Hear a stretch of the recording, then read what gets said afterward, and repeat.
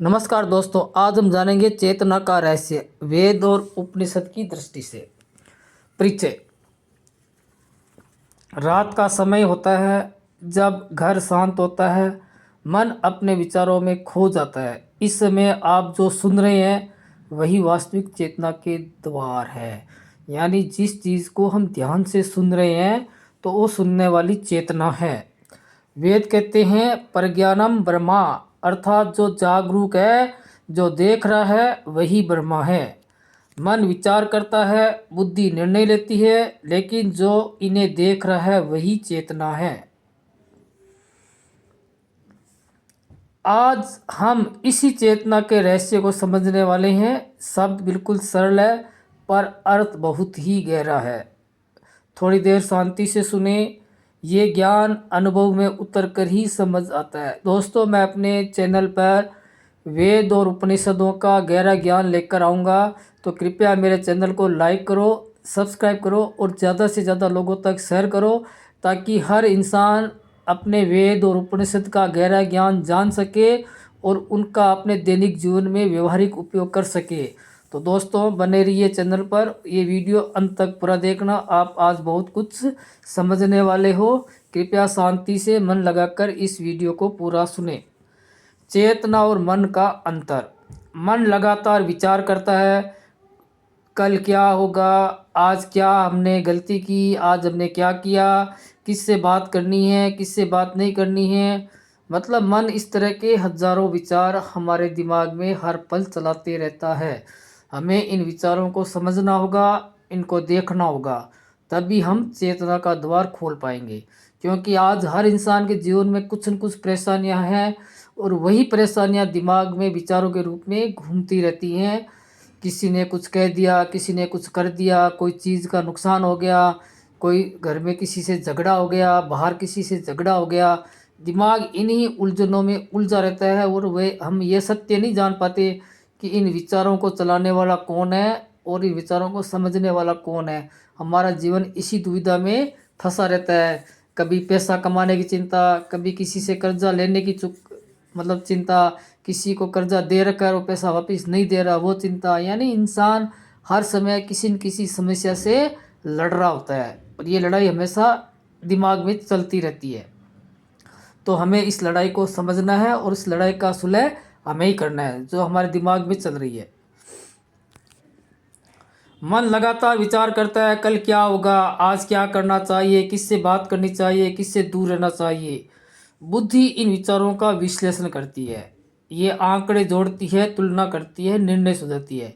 लेकिन जब आप इन सब को शांत होकर देखते हो, अपने दिमाग में चलने वाली हर बात को जब आप ध्यान से देखते हो, ध्यान से समझने की कोशिश करते हो, तो आप महसूस करोगे कि आप ये सोच नहीं है। यानी तब आप ये जानोगे कि ये सब विचार जो दिमाग में चल रहे हैं, इनसे हमारा चेतना से कोई संबंध नहीं है। ये मन की प्रतिक्रिया है। मन की प्रतिक्रिया में दुख, लालच, डर, घृणा, नफरत, किसी से ईर्ष्या करना, ये सब विचार हमारे दिमाग में नेचुरल चलते रहते हैं। हमें इन पे ध्यान देना होगा। आप वही है जो इन विचारों को देख रहे हैं, यही चेतना है। उपनिषद कहते हैं नायमात्मा प्रवचनेन लभ्य। अर्थ यह है कि बहुत बोलने से नहीं, बहुत पढ़ने से नहीं, बल्कि ध्यान और अनुभव से चेतना प्राप्त होती है। इसका मतलब ये हुआ कि हम जो भी काम करते हैं उसमें हमें ध्यान रखना है। हम बोल रहे हैं तो हमें बोलने का ध्यान रखना है, अगर हम सुन रहे हैं तो हमें सुनने का ध्यान रखना है, अगर हम खाना खा रहे हैं तो हमारा पूरा ध्यान खाना खाने में होना चाहिए, जब हम ऑफिस का कोई काम कर रहे हैं तो हमारा पूरा ध्यान उसी काम में होना चाहिए। कहने का अर्थ है हमारा ध्यान बंटना नहीं चाहिए। अगर ध्यान बंटेगा तो आपका माइंड थक जाएगा, आपके शरीर में भी थकान महसूस होगी। लेकिन जब आप हर काम को ध्यान से करने लग जाओगे तो आपका न तो माइंड थकेगा, न ही आपका शरीर थकेगा, आपको नेचुरल एनर्जी मिलती रहेगी। जब आप डर को, लालच को और उत्साह को देखते हैं तो आप पाएंगे कि आप वह नहीं है, आप वही है जो ये सब देख रहे हो। चेतना शरीर की होने वाली हर गतिविधि, दिमाग की हर गतिविधि को देखने वाली साक्षी है। आप गलत काम कर रहे हो तो भी वो साक्षी है, अगर आप सही काम कर रहे हो तो भी वह साक्षी है। यानी चेतना आपको हर पल हर समय देखती है। कभी आपने कोई गलत काम किया है तो आप मान के चलना कि वो गलत काम आपके साथ भी होगा, क्योंकि चेतना सही या गलत दोनों का ही फैसला करती है। इसलिए तो भगवान कृष्ण ने गीता में कहा है कि तुम सिर्फ कर्म करो, फल की इच्छा मत करो। तो यहाँ कर्म करने का मतलब है कि आप जो भी काम करो उसको ध्यान से करो, उसके फल की चिंता नहीं करनी है आपको। फल आपको जो भी मिलेगा उसको आपको स्वीकार करना है, मन में किसी तरह का डर या लालच नहीं रखना है। वेदों की सीख। वेद केवल ज्ञान की किताब नहीं है, वेद आपकी जागरूकता की किताब है। वेद ये नहीं कहते कि तुम ये करो, व्रत करो, तुम ये मतलब शरीर को कष्ट दो, वेदों ने ऐसा नहीं कहा है। वेद बताते हैं कि आपके भीतर क्या है उसे जानने की कोशिश करो।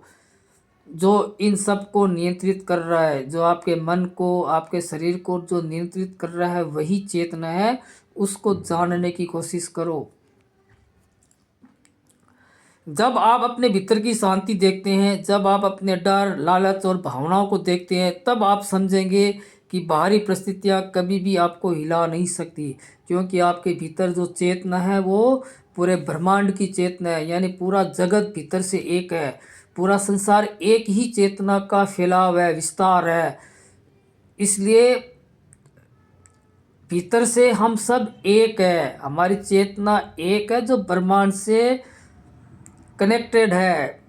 पूरा ब्रह्मांड एक ही चेतना का विस्तार है, ऐसा हमारे वेदों में बताया गया है।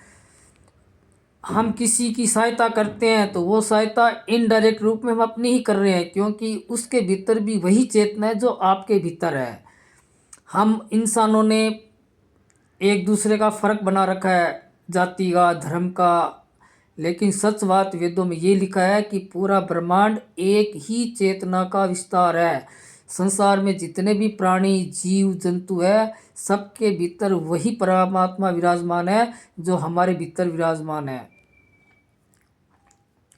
यह अनुभव वेदों से मिलता है। जो वो ज्ञान जो बाहर दिखता है असल में आपके भीतर पहले से ही मौजूद है। यानी आपकी चेतना उस परम ज्ञान को पहले से ही जानती है। बस देर इतनी है कि हमारा मन चेतना को कब समझेगा, कब हमारा मन चेतना में विलय होगा।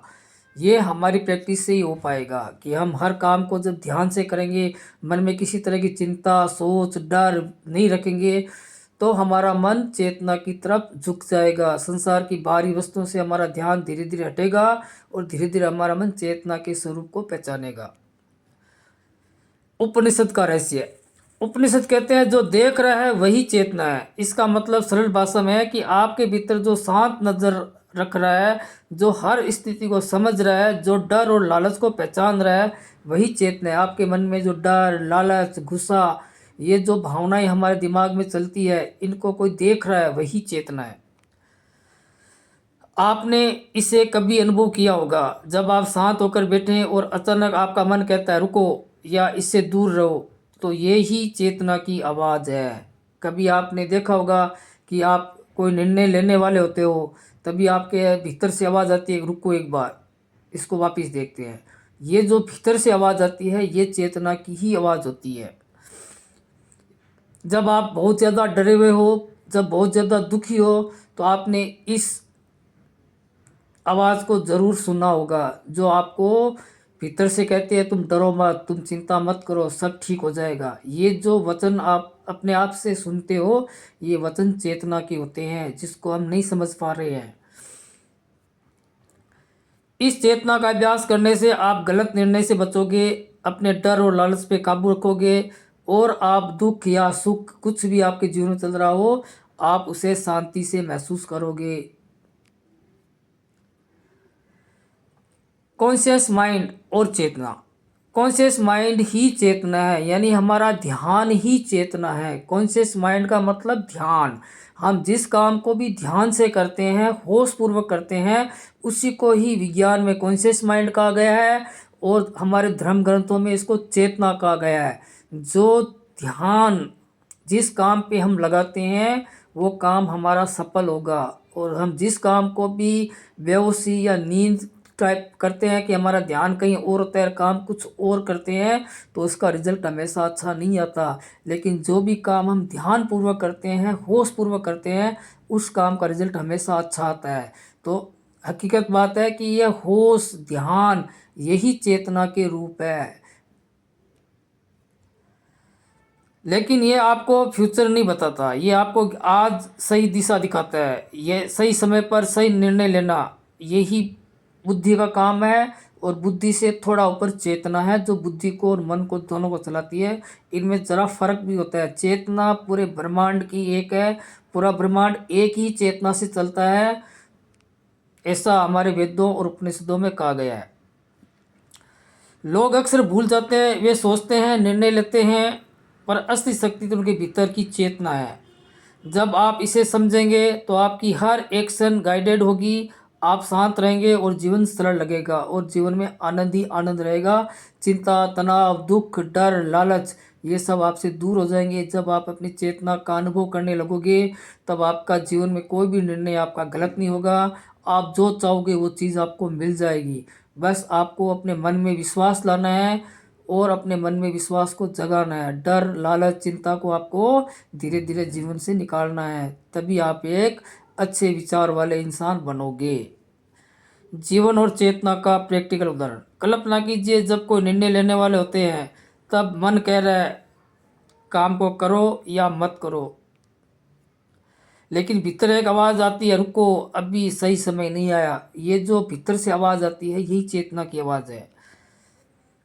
अगर आप इस आवाज़ को इग्नोर कर देते हो तो नुकसान या दुख संभव है। अगर आप सुनते हैं तो आप सुरक्षित रहते हैं, और नहीं सुनते हैं तो आपका निर्णय गलत हो सकता है। ये मार्केट, व्यापार, जीवन सब में लागू होते हैं। वास्तविक शक्ति आपके भीतर चेतना में है। चेतना कोई अलौकिक शक्ति नहीं है, ये आपकी खुद की ऑब्जर्वेशन और अवेयरनेस है। इसे अभ्यास से मजबूत किया जा सकता है। जितना ज़्यादा आप होश में काम करोगे, जितना ज़्यादा आप अपना ध्यान उसी काम में लगाए रखोगे जिस काम को आप कर रहे हैं, तो आपकी चेतना धीरे धीरे जागृत हो जाएगी, आपकी जागरूकता बढ़ जाएगी। फिर आपके माइंड में अनचाहे विचार, अनचाही कल्पनाएं नहीं आएगी। आपके दिमाग में बिल्कुल पॉजिटिव विचार ही आएंगे। वेद और उपनिषद कहते हैं, शांति से देखो, सोचो नहीं। जो देख रहा है वही ज्ञान है, वही चेतना है। इसलिए आज से आप अपने मन के विचारों को देखें, अपने डर और लालच को समझो और सिर्फ देखते रहो, बिना प्रतिक्रिया करे। यही चेतना का रहस्य है और यही वो शक्ति है जो हर परिस्थिति में आपको गाइड करेगी। दोस्तों, ये वीडियो आपको कैसा लगा कमेंट में ज़रूर बताना। मेरे चैनल को लाइक और सब्सक्राइब ज़रूर करना। अगर ये ज्ञान आपको अच्छा लगा तो और भी लोगों के साथ इसको शेयर करना। धन्यवाद दोस्तों। ओम नमः शिवाय।